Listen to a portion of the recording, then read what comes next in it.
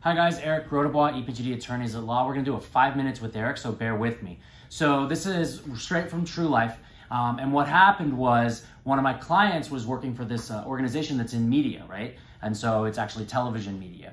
And when they were originally taking the job, they signed a 2-year contract. They actually negotiated it. I looked at the contract. This is after the fact. I was not hired, and I don't believe she used an attorney to help her with the negotiation. And it's a relatively one-sided contract. It's interesting that it's a term contract, which means it was for 2 years. Term means it's set for an amount of time. The majority of contracts in the United States are actually at will, meaning that I hire my marketing assistant. Sure, we can have something in writing, we can have an agreement, but it'll be an at-will agreement, meaning that she can quit whenever she wants and there's no penalty, and I can fire her for cause, or as long as it's not breaking the law, and there's no penalty, right? So this particular contract was for 2 years, and it had a penalty.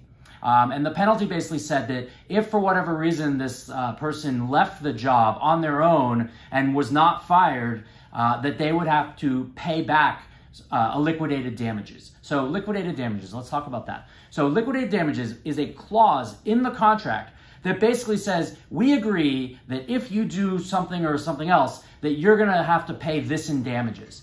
And so it's right there, it's listed as the actual amount. And in this case, it was a math formula based on a prorated of her salary over the 2 years, how much time is left, and in that case, she would owe those damages. And so sure enough, she negotiates this contract on her own, no lawyer, signs it, okay, everything's great.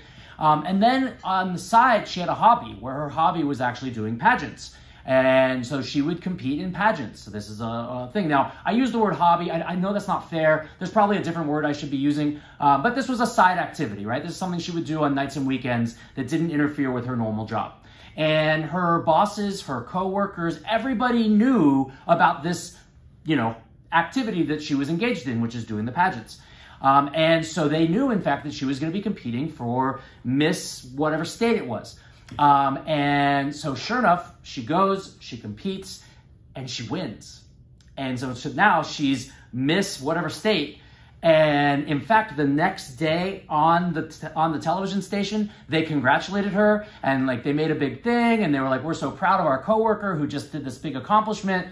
So then she goes and she sits down with her boss, and she's like, all right, boss, you knew that I was doing that thing, and I just want to be able to talk because, there's going to be a lot of commitments I'm going to have to juggle between my commitments here to the company, to my job, and also my commitments for the next year for being Miss whatever.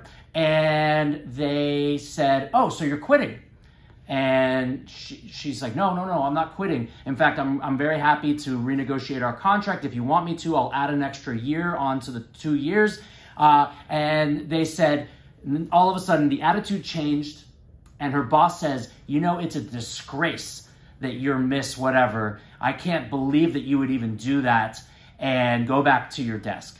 And then a few minutes later, she got an email from HR that said, please turn in your computer and turn in your laptop. And today's your last day.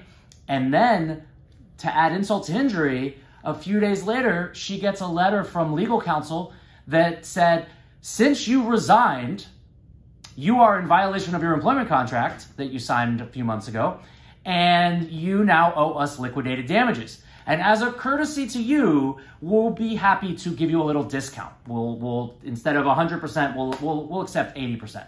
And so she, of course, is like, wait, what do you mean? I didn't resign. You guys had full knowledge that I was engaged in this extracurricular activity. You guys were supportive when I won, at least publicly. And then I was basically fired by my boss. And now you're framing it as when I was coming to say, hey, I need to talk about my adjustment to my duties, that I quit. Now, of course, in all things in life, it's not black and white, because you could argue that maybe she was in violation of her non-compete because she had engaged in this extra activity and had essentially accepted another job. There was a clause about the television company owning her likeness, right? So there's that argument. Then there's a counter argument of is the television company estopped? That's the word we use, estoppel. Are they estopped from raising those arguments because they had full knowledge for months and months and months that she was doing this and nobody ever raised an objection? And so here we are. We haven't yet responded to this letter. It's going to be an interesting thing, how forceful we're going to be. And I asked her, I said, listen, if I could wave my magic wand, do you want your old job back? And she goes, no, I don't want to work for these people. Interestingly, she said that of the 50 states, about 3 other women are in the exact same position of her, but their companies were very supportive and were happy that they had someone working for their television company that had won. So guys, a couple morals of the story. The biggest one is, as always, be careful what you sign. Contracts are important. If you don't know what you're signing, or later on, it can have very serious consequences. So if you have an employment contract and you want to talk to a lawyer, give me a call. Thank you.